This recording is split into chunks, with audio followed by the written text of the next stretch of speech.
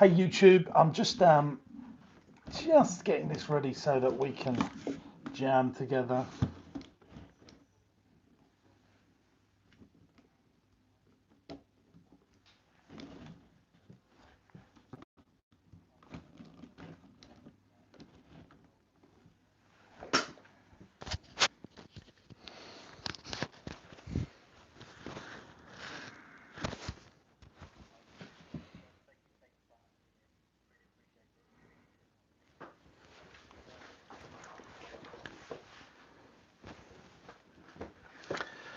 Hey YouTube, we're just starting a live webinar, which we're going to do for you guys. We're going to start in about 20 seconds and I'm going to go through 10 strategies to help grow your business, build a business, start a business. It's going to be fantastic. I hope you're going to enjoy it. Let me know what you think of it in the comments as we go. And if you're new here, make sure you subscribe to the channel and give us one of those if you think this powerful content is going to help you. And I do think it is going to be quite powerful. So let's get ready. We're going to start in 10 seconds.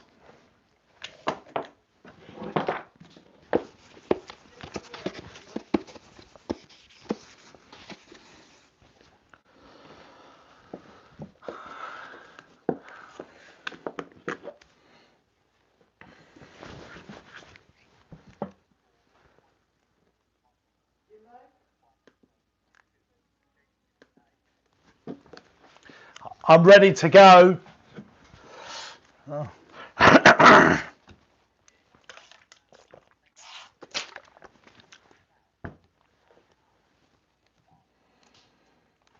Hey gang, and welcome to another webinar. We've been doing quite a few of these recently, and I think essential tips, tricks and strategies of why now, in this economic downturn that we're about to kick ourselves into, and there will be, Germany and France have confirmed they're already in recession. I think there's going to be some casualties. There already has been some casualties. Carluccio's have gone into administration. Debenhams have gone in or about to gone into administration. So I think it's safe to say that because of coronavirus, we are going to see an economic downturn. So entrepreneurs around the country, around the world are going to be thinking, oh my God, what does this mean for me? Well, I've come up with a 10-step plan for business owners that are either looking to start up, build, grow, scale, or buy a business. And that's what we're going to be talking about in this webinar. I'm also live on YouTube. So if you're watching on YouTube, in the comments, please say hello, just so we know that you're there. And we're live on the webinar as well. If you guys would like to know more about my webinars and more information about what we do, you can find that all out on my website, jamessinclair.net. Okay, so let's get into this 10th part plan. Hopefully everyone's here. I'm just seeing if I can see some comments on the thing here on YouTube. Yeah, I can see the webinar. I see that, JB. On my screen, I can't really see the chat. Is that there? Right, here we go. Yes, Ross Cunningham's here, Pete Bowers, Joseph Scarborough, Angus Brown. Hello all to you, and hello to Easton. Hello on YouTube. Peter Hope's here as well from Guernsey. Hello, sir. How are you? Right, okay, let's get into it, and let's go through my 10-point plan. If you're just joining us here, if you would like a copy of my slides, if you're a member of Entrepreneurs Network /Entrepreneurs University, which you can join for free for 14 days, ladies and gents, at the moment. There's the screen up there. How can you do that? There'll be a link in the webinar where you can join us, and so all my slides will be in the module, the vault that we've got for our members, so that you can see them at the end. You can join that for free at the moment, so I do suggest you go and do that. There'll be JB will put a link in the comments on the webinar, and hopefully you can jump on YouTube as well and do that for us, JB. Okay, stage one. All great entrepreneurs, whether it's an economic downturn or an economic upturn. So let me just draw where we're at right now, guys. This is what I predict, what I think is going to happen to the economy. So our economy is going down right now, and some people say we're going to have a V-shaped recovery. So the economy is going down. We're waiting to get there. Well, we're probably there, and I think maybe even going to go further the longer this pandemic goes on. And then after a period of time, we will see the uplift, as we have seen for the last 300 years since we've been tracking this sort of stuff. My reality of what I think is going to happen is it's going to be more of a U-shaped recovery. So we're going down right now, and then it's how long this U is going to be in existence for. What is the things that are going to change that is basically consumer confidence. I call it the CC, the consumer confidence. And one of the other things that I think are going to make a massive difference is a vaccine. As soon as we get that vaccine, I think this is going to reduce that U shape and turn it more into a V shape, because I think people will be doing some research on this thing called Google, and they were seeing like Spanish flu came back for a second bite. I think we've already seen in parts of China there's been a second bite to the coronavirus. So we've got to be nimble and we've got to innovate. I've started 2 brand new businesses in this process. Now, I've always said, whatever you're doing, an upturn or a downturn, whatever happens in an economy, stage number 1 for entrepreneurs is they must understand this. If you don't innovate, you're going to evaporate. And that is so true. Let me tell you this. Recessions create problems. They also allow investment in an innovation down. They also allow investment in innovation to go down. Consumers and businesses are looking for solutions to problems, which presents opportunities for startups and entrepreneurs and nimble businesses to really suck up and put into their businesses. So I've seen this. Look, where the money has been flowing in different ways. It's been going to supermarkets right now. Tesco, Sainsbury's, 42% up on week sales compared to last year. So we've started a drive-through supermarket. It launches this Thursday. We've spent £3,000 on stock, £1,000 on some marketing and some websites. We're predicting we're probably going to do £5,000 to £10,000 worth of sales a day for as long as this is going on. I've also started the Entrepreneurs University. Basically, when I kicked off my business training business, it was always live. You would come to an event with me, I would teach you live, but because of the pandemic, we can't do that no more. That's stopped, hasn't it? You can't do that anymore. And because we can't do that anymore, we've had to quickly pivot online. That's innovation. So drive-through supermarket where people can order food on their smartphone in their car without getting out of their car. Then our team will put the food in their boot. So no contamination, no queuing at supermarkets, no 45-minute wait, no worry about having this 2-meter social distancing rule. See, there is always opportunities, so you've got to innovate. But let's also talk about the innovation of when this is all over, because there is going to be a point when this all comes over. So you have got to look at the market, and we're going to go through the next points. So point number 1 is innovate or evaporate. Get ready to innovate, even if you don't want to start an online training business or a drive-through food supermarket that I've done. You've got to be ready to innovate, because if you don't, the market will evaporate you. And right now, my strong belief is there's going to be some complete smarty poos, some smart Alex out there all around the world that are going to be building fantastic companies whilst we're in this situation of coronavirus, because there's going to be talented people that might have been laid off, they're on furlough, so they've got all of this time, they're researching, and they've got this thing called the internet that we all use every single day. So they're in a position to be nimble and fast, and they've got time, and they've de-risked themselves to go and start a business. I mean, a good friend of mine, Daniel Priestley, great entrepreneur author, I saw on his Twitter the other day that he said he predicts by 2030 that there'll be a brand new £1 trillion business that would have started in 2020. It's probably going to be a tech business, and I agree with him, because there are those people out there ready to suck up these opportunities. So point number 1 is you've got to innovate or you're going to evaporate. Point number 2 is saving money consumers. So consumers are looking to save money right now, but it's not just consumers, businesses. So if you're in the B2B sector, they're also looking to save money. Let me just give you some of the notes that I put about this when I was putting these slides together. Be a nimble startup scale up with minimal expenses. So you should be able to undercut your competitors. Consumers and businesses will be watching their wallets and looking for cheaper alternatives. So it's the perfect time to make a sales pitch to win a new customer over. Do a good job and you'll keep those clients when the economy recovers. Undercutting should only be to get a customer. The fundamentals of this strategy rarely work long term for an SME. What's an SME, by by the way, guys. The government have now confirmed an SME by their loan structure is a business doing up to £45 million in revenue. So basically, if you're going to go in and save customers money because you're prepared to go and get a customer, remember your pricing architecture. And I mentioned pricing architecture in this book, Getting Customers. This is my book. You can get this on my website for free. You just pay the postage and packaging, or you can get it on Amazon at jamessinclair.net, or type in Getting Customers into Amazon. And what I spoke about in this book was your most customers and your ideal customers. And basically, I'll quickly draw it for you. And this is a basic, quick pricing architecture that you've got to be aware of in your business. The way I do it is by drawing a quick tree. Okay, let me just quickly draw you this tree. This tree represents your customer base.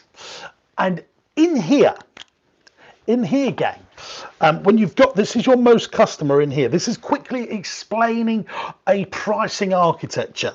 And the tree, after a period of time, starts to grow fruits. These fruits on the tree represent your ideal customer. Your ideal customer. So if you're going to discount to get a customer, make sure that you put them in your tree, but make sure you can turn them into fruits eventually. So for example, Disney Plus right now, which has got 50 million active users, Disney Plus, and how much does it cost to be a customer of Disney Plus? £5.99 a month. That is their most customers, 50 million of them. What does that allow them to do? There's loads of kids all around the world right now consuming content about Disney Plus, and they're spending £5.99. Over a period of time, they're going to become ideal customers because they're going to want to meet Buzz Lightyear. They're going to want to buy Buzz Lightyear toys. They're going to do all the other things that are on Disney Plus. So they're going to go on the Disney cruise. What's a Disney cruise going to set you back, ladies and gents? About 10k for a family. And that's an ideal customer. That explains pricing architecture. So Disney are giving you all of this amazing content for cheap as chips because they know that a big chunk of those 50 million people are going to become ideal customers, and so they're getting them in. So if you're going to go and get a customer right now and you're going to do a deal and you're not going to make any profit on it because you want them to come into the business and give you a try, make sure that you've got a lifetime value customer plan, gang, to get them when the economy does recover. That's the only time. That is the only time that I am happy with pricing discount. It's got to be because you're kicking the profit down the road and there's a pricing architecture, a pricing plan to go and do this. We don't want to just be doing cheap prices, making no money, unless it's to get a customer, unless it's in effect a piece of marketing activity. Okay, let's go on to point number 3. So let's just quickly recap. Point number 1, innovate or evaporate. Innovate or evaporate. Point number 2, saving money consumers. Consumers and businesses are going to be looking to save money. You need to put your hand up and say, hey, we're over here. We're prepared to have those conversations. We didn't used to like having those conversations, but times are different now. Maybe you could re-knock on some doors of some people that you were too expensive, but now you've actually thought about pricing architecture and say, actually, we could do this at a loss, or we could do this at break even for a few months because we know we're kicking the profit down the road because we've got a pricing architecture plan. Okay, number 3, incumbents are vulnerable. Let me read out the notes that I made on this. Whether they're a giant corporate looking to scale back and hibernate throughout the downturn, or smaller companies that might not have the resilience to see out the storm, your competition is in a vulnerable state. Your plan should be to be agile and flexible like a startup, and as long as you can support yourself with minimal overheads, it'll be hard for the economy to chew you up and spit you out. You'll also notice baby boomers looking to come out of their businesses. So there's a couple of things here that I want to talk about. Okay, a couple of things, gang, a couple of little things here. Got a choice, right? Got a choice. Let me just quickly draw this up for you. You've got a choice. Okay, so you can either be one of these. Look at this, guys. Just drawing here a speedboat. That's a speedboat. It's a terrible speedboat. Or you can be one of these. This is an oil tanker, ladies and gents. The speedboat is nimble, fast and approachable and can get in and out of situations when things go wrong. This bad boy takes a lot more up at the ocean. For it to turn a corner takes a lot more time. So you want to be like a startup, even if you're a big business like we are. You know, we're a £12 million revenue business, 450 staff, but we always act like a startup because that's good business sense. Okay, so you'll also notice these baby boomers, these people that are what I call the woofties, ladies and gents, the woofties. Here they are, the woofties. Just so you understand this, what does woofties stand for? Well off over 50s. That's what they are.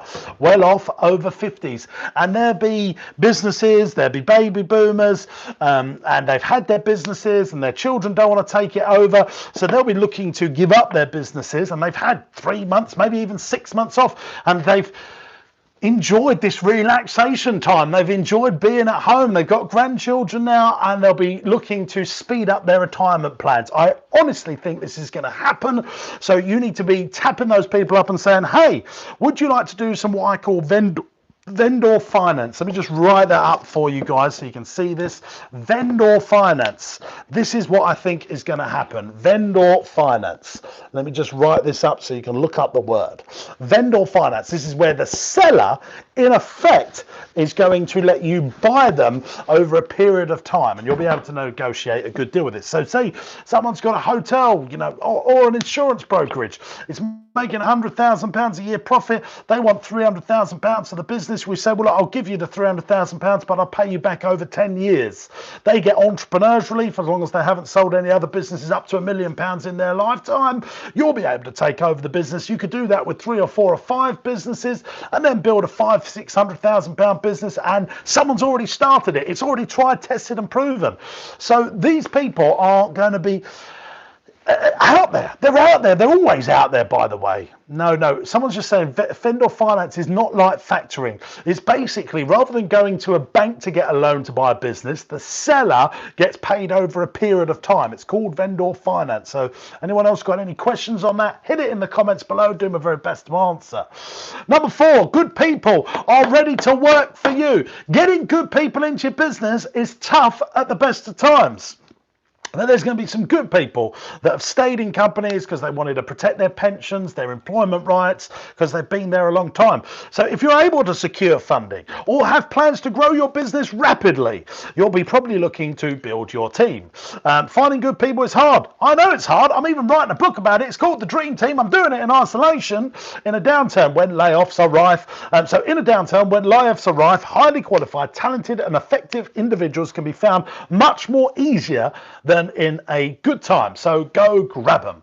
I always tell the story about someone that I know. She was on £300,000 in the city of London as a marketing director. She went and worked for a local leisure attraction for £50,000 because she wanted to spend more time with her family, and she wanted to have freedom to work when she wanted to work. She built a massive career. That business massively benefited from that and got a £250,000 salary saving. Ching ching. There we go. Exactly the examples of great things that happen during an economic downturn. Okay, point number 5. Things are cheaper. Brilliant. Things are cheaper. Brilliant. I traded in the 2008-2009 credit crunch, and I'm going to give you some examples of the great deals that I got in that time so that you can literally go away, swipe and deploy it. Literally, this is all I want you to do. I want you to watch my content, learn, and then implement. Okay, weak on economic growth means ailing businesses are selling off certain assets. Put more simply, things cost less, so deals can be done. Your typical overhead costs such as office space or renting a building out, or one-off purchases like fittings or capex tend to have lower base prices, and vendors are more likely to discount prices to move stock quicker. Even the good people that you find in your recruitment processes, you'll find them becoming cheaper, demanding a lower salary and less benefits than they might have expected in a strong economy. And then as the economy improves and these people make the business money and they're great, then you benefit them so that they benefit when you benefit. I've always said this in my new book, Dream Team. It should be a win-win situation. But right now we need to be nimble. We need to save money, and then when things are good, then we can start rewarding people. Okay, point number 6. Lower interest means cheaper credit. So right now, guys, interest rates in the UK are 0.15%, I believe. So it's the lowest that they've ever been. Even when they're as a 0.25% above basis, they're now less than that. So loans, my loans that I've got with my bank have come down in cost. Yes, they have. For us, it saved us about £3,500. But if we was borrowing 2 million quid, that 2 million quid is now going to be cheaper than ever to borrow. So that's fantastic for entrepreneurs. Not only do things cost less, the central banks have cut interest rates to all-time lows. This means that your loans are less and you can fix for long periods as well. So that's always the thing that comes back to me. They go, oh, but James, they could go up in the future. The Yorkshire Building Society were doing 15-year fixed rate mortgage deals before all this happened. And I believe as soon as there is some form of normality, I think we're going to have low interest rates for at least 2 years, but there will be some form of recovery within that 2 years. If you're worried about a spike in interest rates, then fix it for 10, 15 years. People could pay their mortgage off in 15 years, and Yorkshire Bank are doing 15-year mortgage deals. Getting 10-year mortgage deals are easy. 5 years, super duper easy. So I'm not concerned about that, because if you can fix your money for 15 years, 10 years, if you're a business, hopefully by then you've paid everything off. Okay. Next one. Less competition. When the economy is strong, every man and his dog wants to be a startup. Here's another thing, right? Just think about this in restaurant terms. Coluccio's are gone. There'll be another big load of restaurants that are about to go bust. So if you've got a restaurant right now, if you can hold on, I think you're going to come out of this in a really strong position. I think Carluccio's had 35 stores in London. Boom, gone. So when everything goes back to normal, I can't wait to go out for dinner. Literally cannot wait to go out for dinner. I want to go out for dinner. I wish I could go out for dinner now. Let me have some water. I'm so angry about it. I can't do that though. I can't do that. But when I do want to go out, I can't go to Carluccio's now, so I'll have to choose someone else. But I think there's going to be a raft of other businesses in the restaurant sector that are going to go bust. And those that are in the restaurant sector, they'll be able to go back to their landlords and say, look, if you want us to stay here, we're going to have to renegotiate this rent. Fantastic, because these restaurants have all been competing, not because of entrepreneurs, but because of bloody venture capitalists, ladies and gents. Private investors have been dumping so much cash, billions of pounds, in what they call the casual dining sector. And because they've been pumping all this money into the casual dining sector, there's too many restaurants, and now there's too much competition, and then the rents have gone up, and that's why the business model didn't work. So we was needing a readjustment. This is happening. The readjustment is happening. So there's going to be less competition. So when the economy is strong, every man and his dog wants to be a startup. Many of these budding entrepreneurs go straight for funding and eventually squash the nimble startups. That's us, by the way, ladies and gents. If you're following me, we're a nimble startup. We're not a big fat oil tanker. We're a speedboat looking for opportunity. There are less people trying to be a startup in a downturn because there's less funding about. And though that funding, when I talk about less funding, I'm not talking about banks here. I'm talking about institutional money, venture capitalists, all those type of people. This makes it easier for us who want ownership to control our company and don't have to split the pie with venture capitalists, investors, private equity, and the likes of those people. Okay, but those people, private equity, pension funds, venture capitalists, you know, they might be putting loads of money into the stock market, and they might be thinking, well, actually, we don't want to do that right now. And remember this, guys, the world hasn't run out of money. The same amount of money still exists as it did 6 months ago. It doesn't disappear. There's still an abundance of cash in the world. It just goes in different pockets and might stay in those pockets for a little bit longer until confidence and certainty comes back. So the world hasn't run out of money. So if you need funding because you're a capital intensive business, like mine ones, like Marsh Farm, opening a day nursery with costs that can't be avoided. Like, I mean, I literally can't start a day nursery with no money. I couldn't start a visitor attraction with no money. It's not like a recruitment business where you can just be nimble and approachable. So there's still understand this, there's still plenty of determined investors who are looking for new business opportunities. So in an economic downturn, angel investors in particular, that's what I would call high net worth individuals. They might be sitting on £1 million, £2 million worth of cash. They've probably built a business, or they was a CEO of a big company and then they retired and they've got a big pot of money, and they've put it into the stock market. Then all of a sudden being in the stock market's not so good, and so they probably would look to invest in businesses, for example. So they look to move their money out of the stock market and may be willing to fund you if your prospects are promising. And that needs to be where you need to be good. You need to be good. So you need to be approachable, and you need to understand, what do you need to become and what do you need to do to go and get this money. So what do you need to become? What do you need to do to have this cash to grow your business? Who do you need to become? You need to become investable. You need to read more books. You need to understand, the more you learn, the more you earn. You need to be presentable. You need to have a great business plan. What do you need to do? You need to go and send 20 emails, write 20 letters, make 150 phone calls to get virtual meetings with investors. And then you have the money and you can start your business. I've done this stuff. You know, I've gone out there in the past and raised private equity funding, paid it all back, raised angel investment funding, paid it all back, so that I've got 100% ownership of my business, because that's how I prefer to be. All right. Okay, number 9.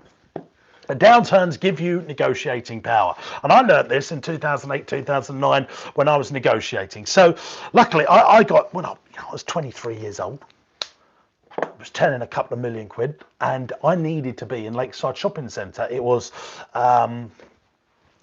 close to where I was operating our leisure business. Lakeside Shopping Centre, for those of you that don't know, it's equivalent to the Trafford Centre in Manchester. It's a huge shopping centre. I think it's probably at one point it was the biggest shopping area in Europe, because it's got a big retail park as well. So in 2009, they had a tenant in there that had gone bust, and I negotiated with Lakeside at that time. I was 23 years old. I said, look, I'll come in, but I'm giving you no rent deposit. That was unheard of. You always had to give rent deposits to get in big shopping centres. And I said, I want the rent halved, and I want it for 10 years, and I also want 1.5 years rent free, and I want to pay no service charge. And I got that deal over the line. I got it agreed, and then I was in and I was trading, and because we was in an economic downturn and no one wanted to lease places, I got that deal. Those deals are going to happen again, guys. There is going to be a complete renegotiation on commercial property, retail property, on all of those rents and overheads, that probably is actually going to make it far more attractive to have a brick and mortar store again, more than it's been probably for the last 15, 20 years. So as the internet's been rising and their costs of running that have been less and less, retail, what's been happening in the retail world, if you've got a brick and mortar store, is you're in a situation like this. Line number one is internet sales going up. There they are, right? Line number 2 is what's been happening in physical retail sales. They've been going down. But this is the brick and mortar world. On top of that, in line number 3, this is the cost for these people. It's been going up. What's been going up? Business rates, rents, staff costs, pension costs. So they've been screwed. But the big one has been business rates and rents. Now, business rates are so closely aligned to the rent you pay. In effect, the primary evidence for business rates in the UK, primary evidence number 1 is whatever your rent is, it's basically you'll pay half of that again in business rates. So if you're paying £100,000 in rates a year, in rent, you'll be paying to the council £50,000 worth of business rates. If all of a sudden you can renegotiate your rent down to £50,000, your business rates become £25,000. So this is great news for a physical business location, as long as you can negotiate well. Okay, let's go now. Oh, yeah, also, I put some notes here. If your company depends on products from suppliers, a downturn is a great time to negotiate or renegotiate a deal that will benefit you even after the shutdown ends. When the economy is strong, a startup is just another startup, and the vendor sets the rules. So this is the seller, the landlord, the bank, whoever. The deals you can do with landlords are also fantastic. So no till you get the desired outcome. So you say no until you get the desired outcome, gang. That's basically the rule. And here's the last point. Point number 10, that I'm very, very excited about, is you'll be a lean business with good habits. Starting, building, buying during the tough times is designed from the ground up to be, your business is designed from the ground up to be lean, mean, efficiency machine. Whether you've been bootstrapped or not, these habits should stay with you when the market recovers. And that's really what I want you to do. I want you to be a lean, mean, efficiency machine. And I want those habits to stay with you forever. So, for example, with your negotiating, a landlord, or you're negotiating to buy a product that you're going to buy, you could fix it and say, look, I'll buy this for you for the next 10 years. I'll rent this from you for the next 10 years, but the price has got to be set at this price. So as you're going through that downturn, you're benefiting, but then in the future, when the upturn comes, you've still got these low, lean, mean overheads. And that's what successful businesses will do when they come through this. You've got to be lean. You've got to be mean. You can't be going out. But I mean, do you know some restaurants are paying about £35 per square foot? Do you realise, so if they've got, I've got my calculator here. So if you've got a 3,500 square foot restaurant and you're paying 35 quid, that's £122,500. Bearing in mind, most restaurants are about 5,500 square foot. So let's do it properly. Times 35 quid. So they've got £192,000, 500, 192,500. Let me just write this up here just to give you some 192k in rent for some of these what are so-called prominent position restaurants, the Carluccio's, the Frankie and Benny's, all the ones that are going bust. So that's 192,000. You divide that by 2, that's 96,000 pounds in rates. So you've got 192k plus 96k in rent rates. So basically, ladies and gents, we've got about 300k in operational overhead before we've even turned the lights on. Come on, come on. Are we in some sort of clown cuckoo land here? Can't do it. Can't do it. Just cannot do it. And that's before the staff, before the electrics, before actually buying the product to sell. There's going to be some big renegotiations on this. Honestly, the restaurant sector, if you can manage to renegotiate and be nimble in these situations, you're going to be in a great place, as loads of your competition is just going to fall by the wayside. Right, guys, let me tell you about a fantastic offer that I've got for you. If you want to get all my slides and my notes that I've made with more details on everything that I've spoke about here on the webinar and on YouTube tonight, then you can join my Entrepreneurs University for free. The Entrepreneurs University for a 14-day free trial. There's going to be a link in the comments below, or you can go onto my website, jamessinclair.net, and there'll be a big button that says try the Entrepreneurs University for free. Go on there, fill in your details, and you can go in and you can get all of this stuff that I've spoken about tonight, plus a load of other cheat sheets, blueprints, all stuff that's going to help you grow your business. And if you do it by midnight tonight, I'm going to send you my business growth box. And what's in my business growth box, ladies and gents? I can't believe doing all this. Yes. You're going to get the experience business, you're going to get getting customers, and you're going to get the millionaire clown. And my 90-day planner and a load of other cheat sheets and swipe files actually physically sent through the post to you in a box. How do you get it? Well, you've got to do it by midnight tonight. You've got to join the Entrepreneurs University. Now, let me tell you, if you love the Entrepreneurs University and you want to stick around, it's going to cost you £50 a month. That's less than a pair of Nikes. And I'll be coaching you weekly with modules that I know will seriously grow your business. Tried, tested, and proven. So wherever you're starting a business, building a business, growing a business, or buying a business, all of it's in the Entrepreneurs University. I'm so passionate about it, I put my name on it.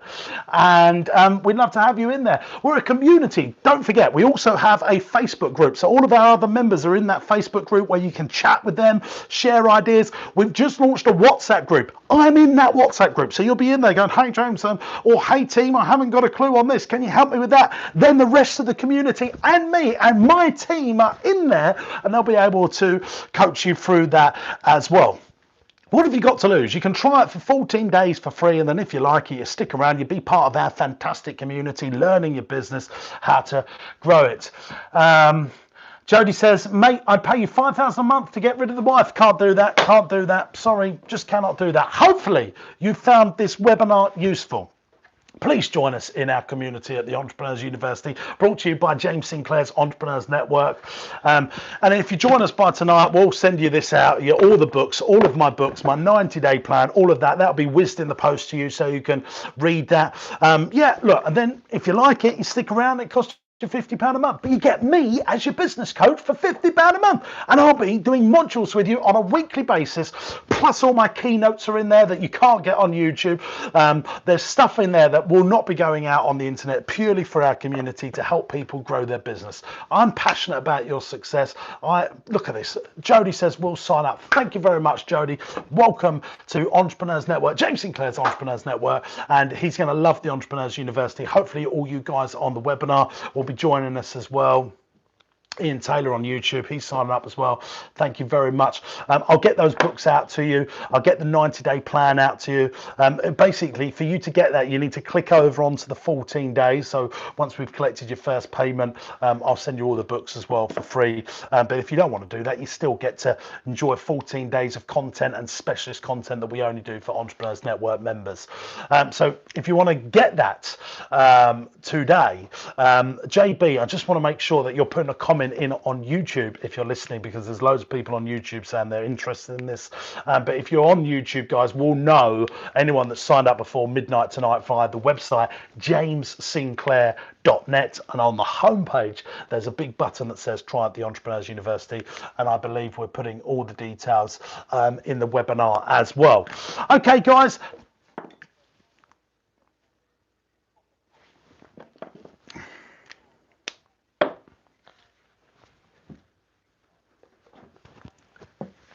And YouTube, I'm going to say goodbye to you guys. Thanks very much for being wonderful. To your continued success. I'm James Sinclair. This has been a live. I'm just trying to work out how to turn this off. I think that